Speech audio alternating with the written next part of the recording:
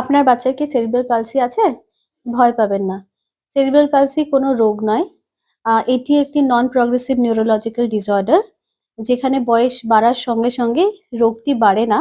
তবে আপনি যদি সঠিক সময়ে সঠিক থেরাপি না দেন, নানান রকম কিন্তু সমস্যা দেখা দিতে পারে।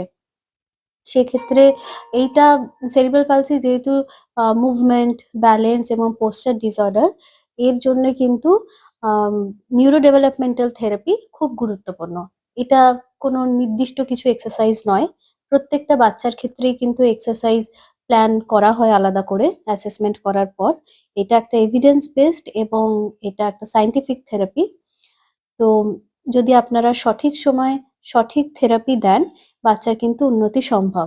অনেক সেরিব্রাল পালসি বাচ্চাই কিন্তু নিজের থেকে বা কিছু অ্যাসিস্টিভ ডিভাইস নিয়ে একা একা চলাফেরা করে এবং নিজেরা স্বাধীনভাবে জীবনযাপন করতে পারে।